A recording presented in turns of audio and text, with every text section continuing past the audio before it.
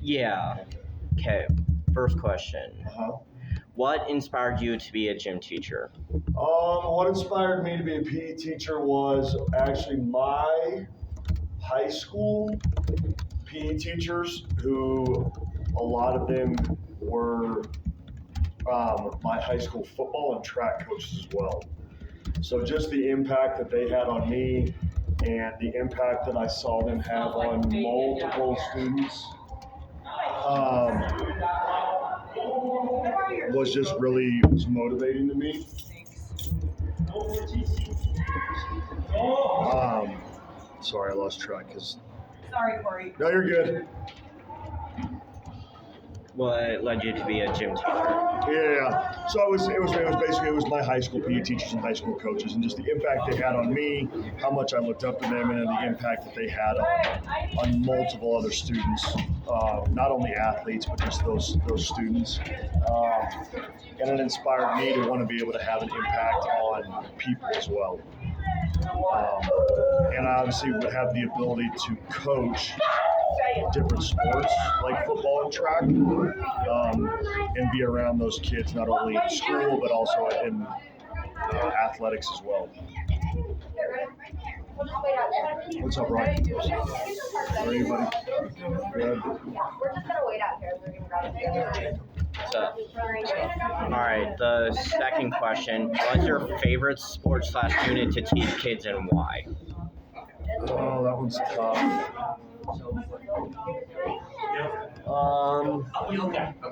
I mean, I love the weight room just because I know how valuable that can be on multiple levels for kids. Physically, emotionally, mentally. It has a positive impact on your body, but also it can help kids that are struggling with certain things. Because of the science behind what's happening in your body and those happy chemicals being released, the serotonin, the dopamine. So you always feel that sense of accomplishment when you get done. If it was team sports, though, I do like teaching badminton's always fun because no matter student's skill level, everybody seems to always be happy during that unit and have a good time, and they can find success in one way or another, as opposed to kind of like an invasion game of basketball, football, something like that. Yeah, I could see that because badminton I love playing. Yeah, it's so much Such a fun. good sport. And it's a lifelong skill too. My key. I gave Miss Martin my keys. Oh, okay. And then, You know what key? I have her key. You know key just yeah.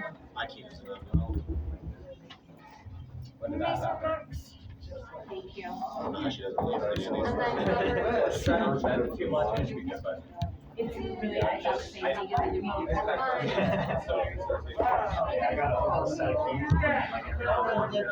The other gym teachers mentioned it. What's your favorite sport to play? My favorite, like in PE class or just in general? Just in general. I mean, always like growing up, it was always football. Like I love playing football, but I just love playing all sports. I just love being around friends or being around people and just being competitive. Like I love being competitive.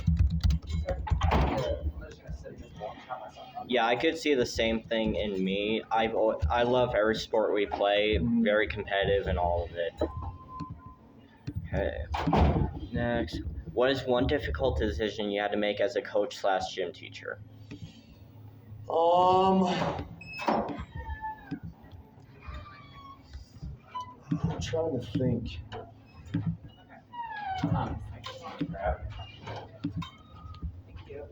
I think sometimes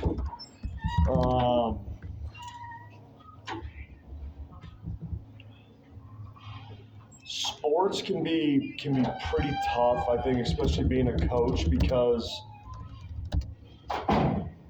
kids respect you more when you're authentic and you're real and you tell them the truth, as opposed to, I think, powder coating stuff or trying to make, Keep the soups for the first floor. trying to kind of talk to them with like gloves on. I think kids respect you being real with them. Yeah. So I think it's always difficult, I think, on a coaching basis too, of not telling kids just telling kids like kind of what they need to work on, or if they ask like, hey, why am I not getting like as much playing time?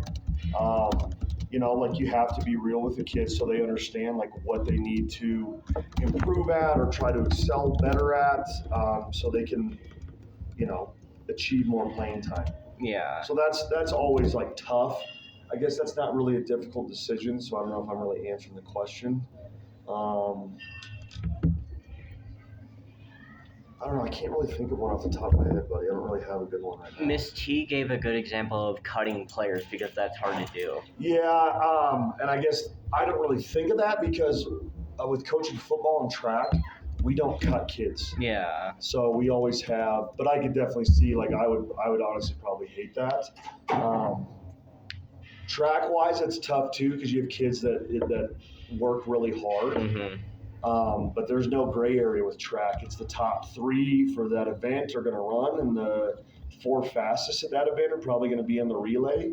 Now, other times, like things can be moved because kids compete in other stuff, but the clock is the clock. So if you're not fast enough, then you're not going to run, varsity wise at least. So. Okay. Most of these are volleyball questions, so I'll change them up since you don't know much about volleyball. Do you have experience working with any athletes of any kind? Like multiple like athletes that play different sports, or just different sports like football, for example? Let me see it again. Do you have experience working with athletes? I mean, I can answer that question with volleyball athletes. Yes. So like when I first got here, my first summer after I'd been here for a year, I was in charge of speed camp until Coach Morse left. I mean, I guess I still am. But yeah, I got to work with a lot of volleyball athletes in the summer in the weight room, out on the track running or on the field running. Did we really do position specific stuff? No, but we did drills that would correlate to what a volleyball player would need to be successful. What was that like, getting to work with volleyball athletes? It was a blast. I mean, I love just working with all types of kids. Like, it doesn't necessarily need to be, boys all the time or football players. Like, I love being around kids who want to get better. Like, they have that drive to want to work and want to succeed and just want to get better at their craft. So I always enjoy that. Okay. Next question. What do you like about playing volleyball? I don't know. I just love it. It's so much fun. It's a team game, which I love working with other people, in sports. It's a hand-eye coordination game. The ability to pass and just work together as a team, but setting up a teammate with a good forearm pass or a bump, or setting somebody up for, a spike or a kill, or you being the one that hits the spike for a kill. Yeah. It's all those factors. It's just a fun game. Okay. You already answered this one. You kind of already answered. What's your opinion on volleyball? I love it. I mean, it's a great game. It's a good teamwork game. Oops. It's a good teamwork game.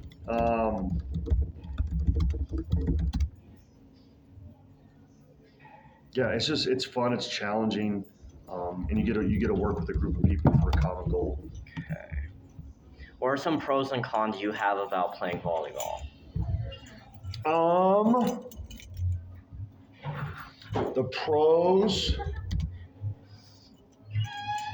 pros would be, I mean, again, it's a team game. It's indoors, so it's kind of a controlled environment, so you're never going to really be cold.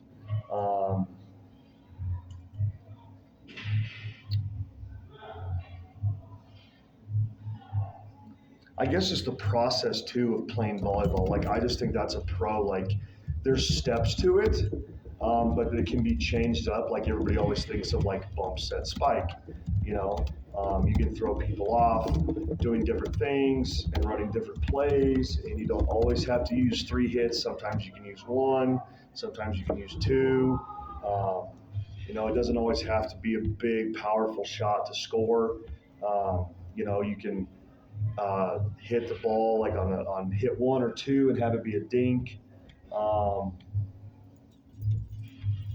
Yeah, I don't know. See, that's why I like volleyball so much, because it's a sport I can really connect with Yeah. and do well in. Yeah. What are your cons about volleyball? I really don't have any, honestly. Like, I think it's a good game the way it is. Like, I don't think there's anything bad about it or anything like that I would change necessarily about it. I think really the only thing bad with volleyball is obviously injuries. Yeah, I mean, and that's just like any sport too. Yeah. But yeah, I agree with you. Let's see. Next question: how do you motivate players who are struggling with their performance on the court? I think trying to tell them, like coaching them up or teaching them, is telling them first off what they're doing that is good. Because you don't want to start off and say, start off with something negative. Because if every time you approach somebody it's negative, then they just associate that you're coming over to tell them something negative, or they get down on themselves.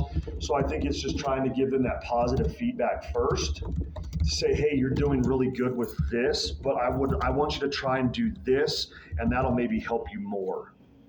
So kind of going that approach.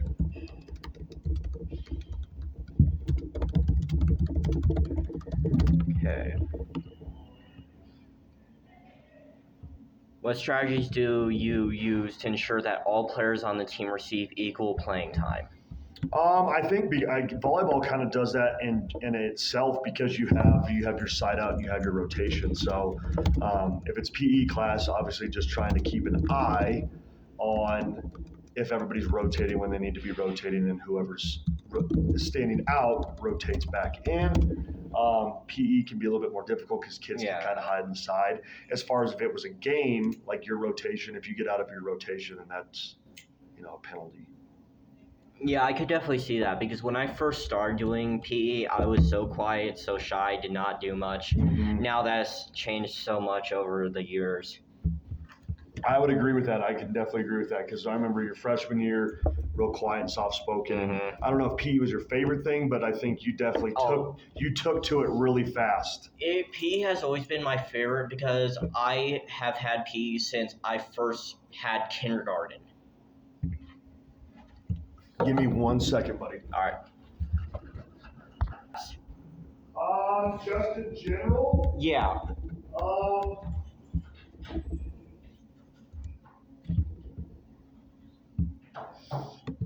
Like specifically here at Stanley, or just in teaching in general? In teaching in general. Yeah, I've had 2 off the top of my head that I can think of. And a student had a seizure at the middle school I was at when we went on a trail run. That was pretty terrifying. And then I actually had a young man pass out in the weight room here. I think it was my first or second year. So both times had to call 911, and yeah, they were pretty scary. Yeah. Yeah, Martin gave a lot of examples. Yeah. Those are the only 2 I can really think of. I mean, I've had stuff happen in practice that were like medical emergencies and things like that. And I mean, even you've had some with me when I had my nose bleed. Oh, yeah.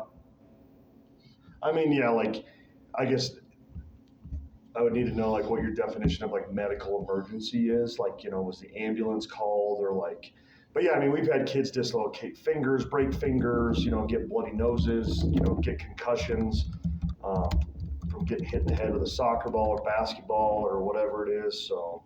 Oh, I've gotten hit in the head by a basketball before. It's not fun. No. Okay. Second to last question. Okay. Third to last question. How do you ensure that your lessons are inclusive and accessible for all students, regardless of their physical abilities or fitness levels?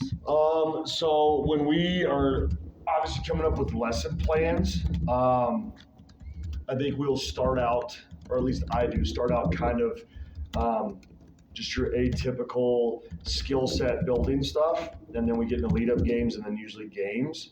But if I know that I have students who maybe need why can't I think of the word right now? Students who I need to maybe differentiate instruction or differentiate equipment with them. Maybe it's a softer ball or it's a bigger ball or it's more colored or something like that to help them with maybe a deficit that they're dealing with as far as a gen ed kid with hand-eye coordination, things like that. But if it's like a special needs kid, like an SSN kid or an adaptive kid, like we'll alter the game by, using different size hoops and all that stuff. But definitely, like, I take pride in that of obviously walking around to ensure everybody feels included, but also teaching and correcting best I can every single student and just try not to let anybody really like slip through the cracks. Yeah, Martin said almost the exact same thing like that. Yeah. Okay. What steps do you take to ensure the safety of your students? Definitely, like when we go into class, like in the gym, as far as the area you're at, like if it's the field, if it's the track, if it's in the gym, you just want to make sure that like everything in that area is, good to go. Like, if we're up on the football field, like while kids start playing, I'll kind of sweep the area. Like if something happened where somebody got sick or the floor's slick in the gym or somebody spills something, just trying to make sure that that's obviously cleaned up and it's good to go so nobody else slips and falls. So it's making sure that not only is the area safe, but it's also to make sure that the kids know the rules and understand how to play, because that can also be a factor that if somebody's confused or doesn't really know how to play the rules or play the game by the rules, that can affect safety of the other students as well. Okay, final question. How long do you plan to be a gym teacher? I'm planning on doing this for the rest of my career until I retire. And I don't think I can retire for another, 15 years, 20 years. I don't intend to stop just when I am eligible to retire. Yeah. I'm going to do it until potentially I probably don't enjoy it anymore. Yeah, Martin and T said the same thing. They're going until they can. Yeah. So, oops, there's another. All right, and that's it.